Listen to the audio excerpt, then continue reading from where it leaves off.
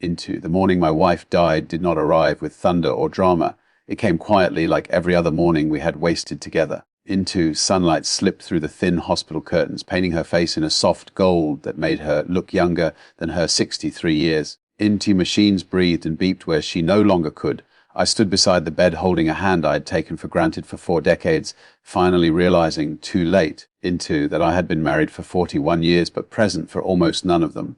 And in the final moments before her eyes closed forever, she gave me a truth so simple, into, so devastating that it shattered everything I thought I knew about love, time and regret. Before this story goes any further, I want to ask you something. Two, if you believe in kindness and second chances, and in the idea that even broken hearts can still learn how to love, please take a moment to like this video, and to share it with someone who might need it, leave a comment, and subscribe to this channel. Your support helps stories like this reach people who are still in time to change. Into, I did not meet my wife in a romantic way. There was no music swelling in the background, no instant spark. We met through family like many people of our generation. She was quiet, into observant, the kind of woman who listened more than she spoke. I was ambitious, restless, and convinced the world owed me something for my hard work. When we married, into I believed marriage was a contract I would provide and she would manage the rest. I thought love was proven by paying bills, putting food on the table, into and coming home every night, even if my mind never truly arrived with my body. The early years were full of motion. Children came quickly, responsibilities piled up, into, and life began to feel like a race I was determined to win.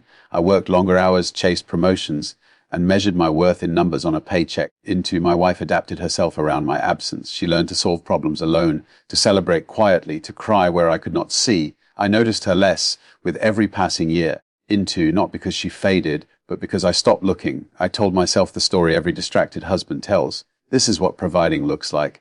This is what sacrifice looks like. Into one day when things slow down, we will enjoy life together. I did not realize that life does not wait for some day. It only counts today. There were signs I ignored. Into her smile became smaller, more polite. Her laughter came less often. Conversations turned into logistics, appointments, groceries, school events. Into I answered her concerns with solutions instead of empathy, with impatience instead of curiosity. When she reached for emotional closeness, I retreated behind exhaustion. Into when she needed reassurance, I offered silence.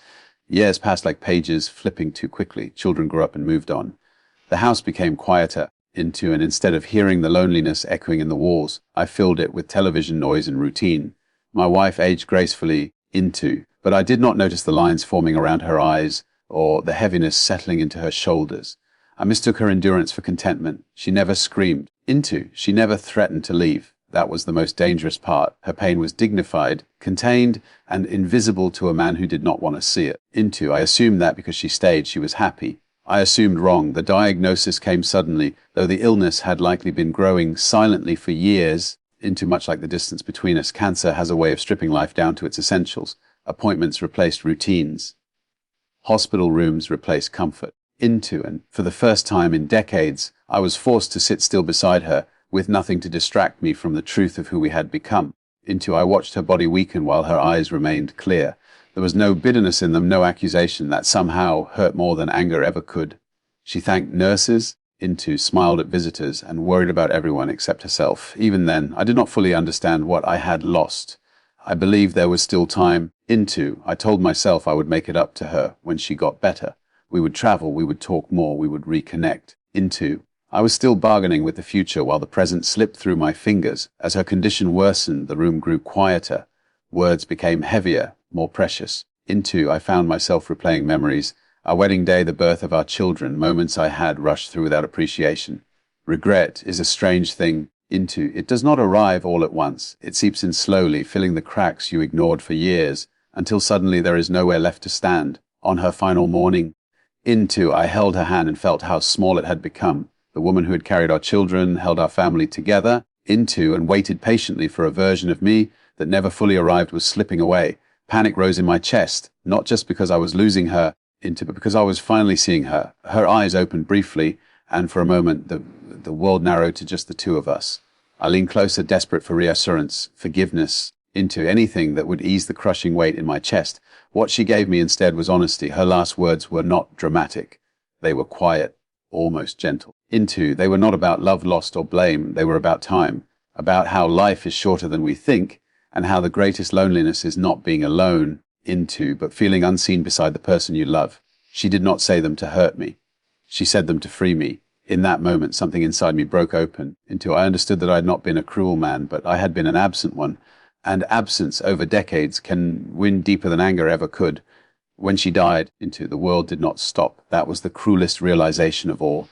The sun still rose, cars still passed, people still laughed somewhere, but my internal world collapsed. Into the house we built together became a museum of missed opportunities. Every object held a memory. Every room echoed with the version of myself I wished I had been. Into grief is not just sadness, it is confrontation. It forces you to sit face to face with your choices, your priorities, your excuses.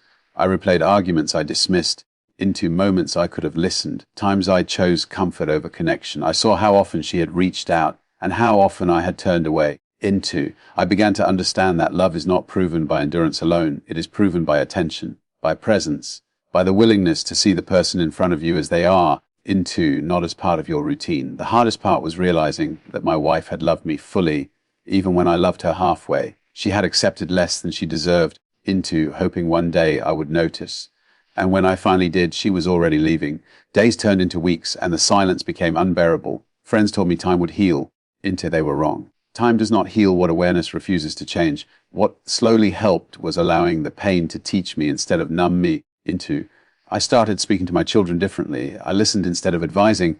I apologized without defending myself. I showed up, not just physically, but emotionally.